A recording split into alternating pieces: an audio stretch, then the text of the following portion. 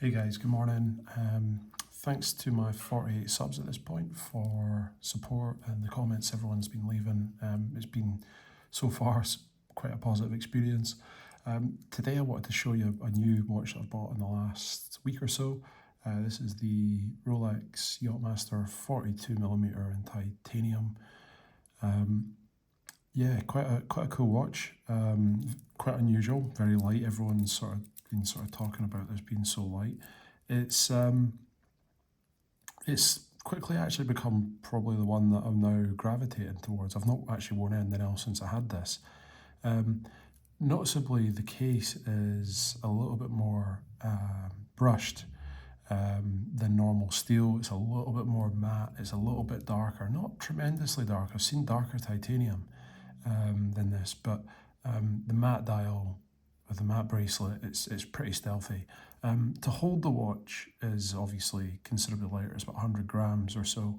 But what is really special about it is actually the bracelet. The bracelet's where the weight is it's non-existent. It has a completely different case profile as well to any of the other Yacht-Masters, whether they're the white gold, precious metal on Oyster Flex or the 40 millimeter, 37 millimeter. They're quite curved in terms of their case profile, quite tapered, far more like the day date, where this here is very slab-sided, like the Submariner or the GMT Master. More probably like the GMT Master in a way, because it's probably as thick. The sub's just a little bit thicker than the GMT Master. But so far I've had it, I guess, I don't know, a week and a bit. And I'm loving it. I'm really loving this thing. It's got a nice unidirectional bezel, so it turns both ways. It's a little bit harder to move, it feels, than the Submariner's bezel, but yeah, really cool watch. The lug space in here is 21 millimeters, and I initially wanted to put this on a Horace strap elastic band to make it more like the Ben Ainslie Yacht-Master that he wore, the prototype, which if you know, you know. And unfortunately they only come in 20 or 22 millimeters, so that's probably not an option for me. This is probably the rarest Rolex right now in the catalogue, other than the other titanium behemoth, which is the 50mm Deep Sea Challenge, which I tried on a couple of years ago in an AD, and it was, quite frankly, it was like a joke watch. The size of it, the bulk of it. It didn't feel, it felt quite light, but again, just the heft of it. It was really top heavy, really thick on top of the the case was really quite thick. So this in comparison, really nice. The only thing that I would say that this doesn't have is a glide lock, and that's probably the only complaint I have of it.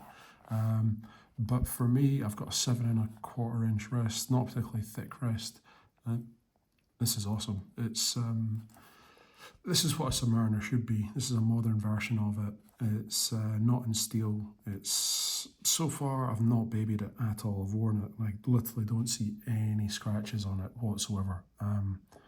You can maybe see these are usually where scratches come up, and I spend my life just bashing about with it. I'm not, as I say, I'm not precious. I don't daily anything. Everything's a daily to me. So whatever I feel like wearing on that day, I'll put on. But yeah, this is the Rolex Yacht-Master 42. Guys, what do you think of it? I know right now that this is, I was told that my ADs only ever had one before this one came in. So I was kind of really pretty grateful. Then I met a bunch of Rolex fanboys at an event, and they were all saying that they'd had their name down on the list for it, and it was something, if I'm honest, I didn't even ask for. I was really fortunate. They thought of me, and they phoned me and said, we really think this is a watch that you'd like. And they're absolutely spot on. There was about a week ago, I was thinking about buying an IWC and the Top Gun Ceratanium Chrono, but then I got the call for this, and to be honest, I'm buzzing. I am an absolute Rolex fanboy, so I can't really, it's when I got the call, I don't think I've ever said no to anything that they've ever offered me, but really love it. It has the Easy Link adjustment. Also has on the inside the bezel here, on the inside the clasp rather, a brushed part as opposed to polished. Yeah, I've seen this in a couple of, so like the older Submariners, first generation subs generally had like a brushed bit in the inside. Don't know why Rolex do that and they don't just polish everything, because clearly they've polished this part of the titanium up and it looks really nice. Inside the clasp here's polished on the hook. Yeah.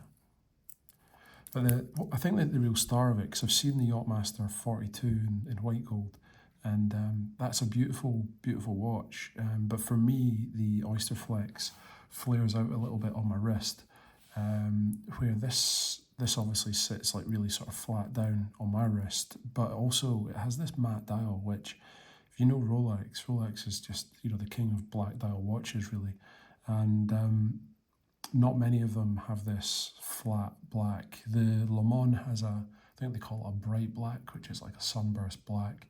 The Submariner's got like a high gloss, as does the GMT and the Daytona. But this here is like a matte black with rather large, larger than sort of normal Submariner standard sized indices as well. At night, it's awesome.